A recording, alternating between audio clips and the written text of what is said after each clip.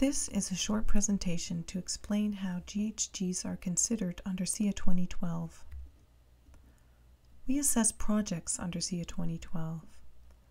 We decide what activities are included in the definition of the project in accordance with the Act, supplemented by agency policy.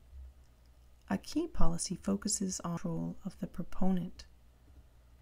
If the proponent doesn't control an activity, we don't include it as part of the project. Why do we do this? Because CEAA 2012 gives the minister authority to impose conditions on the proponent of a project. GHG emissions are environmental effects under CEAA 2012. They change the atmosphere. However, we can't connect GHG emissions from a project to any particular change in the environment. But we know that GHG emissions are having adverse effects in Canada and globally. We use the volume of direct emissions as a proxy for whether effects are likely to be significant. The US takes the same approach. We compare the emissions from the project to total provincial GHG emissions and to total Canadian GHG emissions. And we express that comparison in a percentage of total GHG emissions.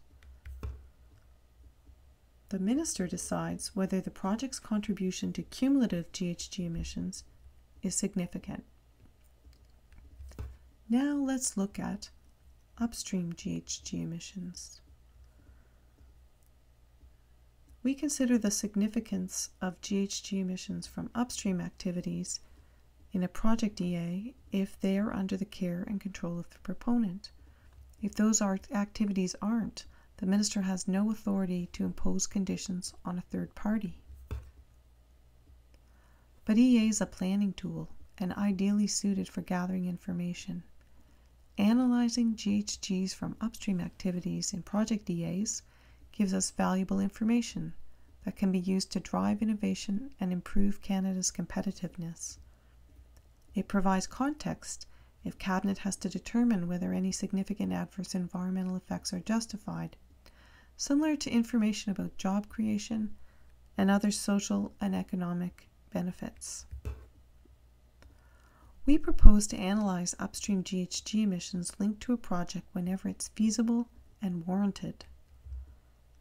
For some projects, we don't have an established methodology to calculate upstream GHG emissions.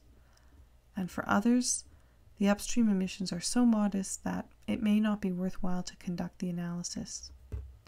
So for now, we'll determine on a project-by-project basis whether it's feasible to do this analysis and whether it's warranted. There are other ways to approach GHG emissions from upstream activities, and the EA review provides an ideal opportunity to examine these issues further. I hope you found this presentation helpful. Thanks.